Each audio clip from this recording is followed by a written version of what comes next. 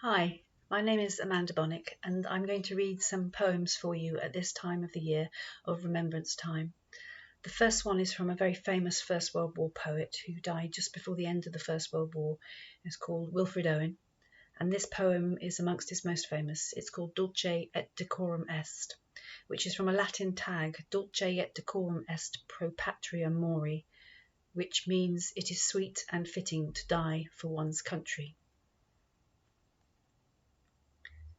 Bent double, like old beggars under sacks, knock-kneed, coughing like hags, we cursed through sludge, till on the haunting flares we turned our backs, and towards our distant rest began to trudge.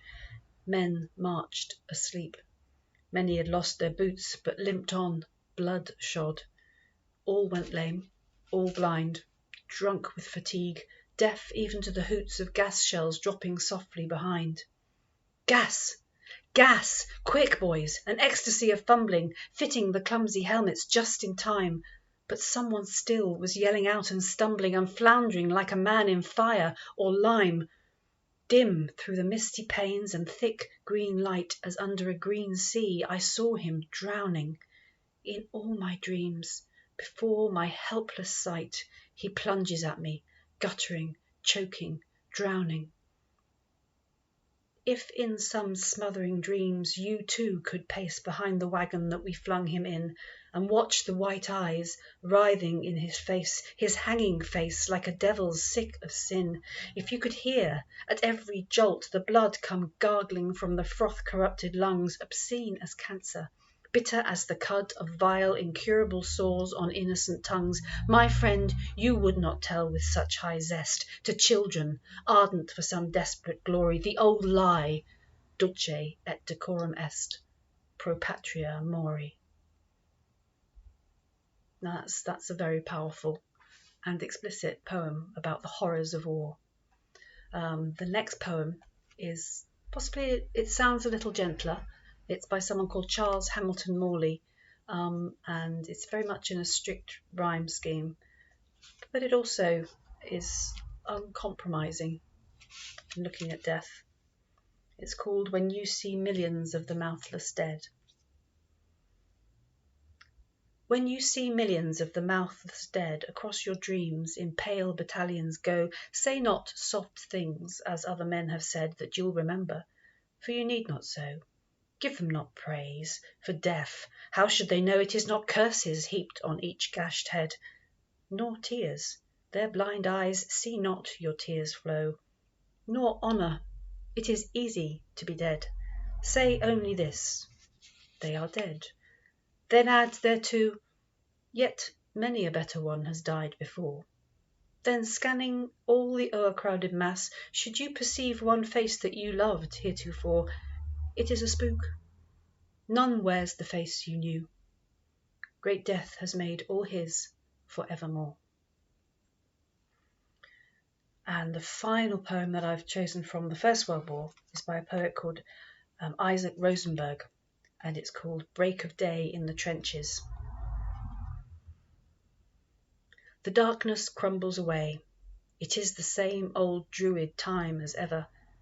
Only a live thing leaps my hand, a queer sardonic rat, as I pull the parapet's poppy to stick behind my ear. Droll rat! They would shoot you if they knew your cosmopolitan sympathies. Now you have touched this English hand, you will do the same to a German.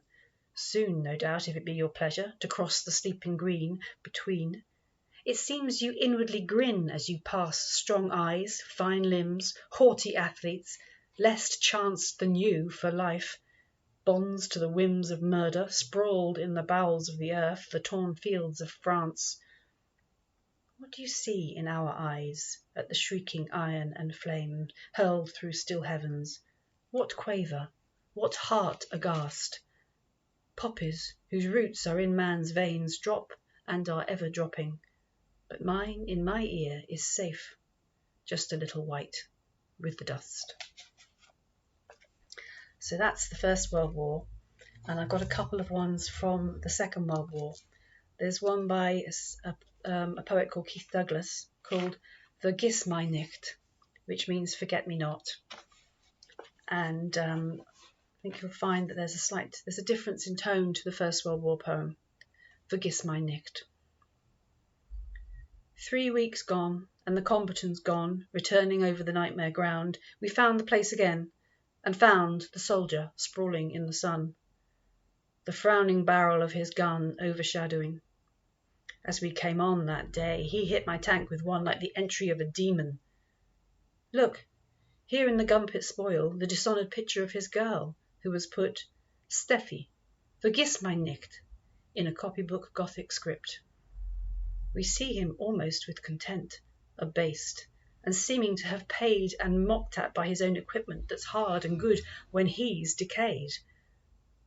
But she would weep to see today how on his skin the swart flies move, the dust upon the paper eye and the burst stomach like a cave. For here the lover and killer are mingled, who had one body and one heart, and death, who had the soldier singled, had done the lover mortal hurt. And I'm going to finish with a lovely, very short poem by a Welsh poet in the Second World War called Alan Lewis, and this is called Postscript for Gwenno. If I should go away, beloved, do not say he has forgotten me, for you abide, a singing rib within my dreaming side. You always stay. And in the mad, tormented valley where blood and hunger rally, and death the wild beast is caught untamed, our soul withstands the terror and has its quiet honour among the glittering stars, your voices named. Thank you for listening.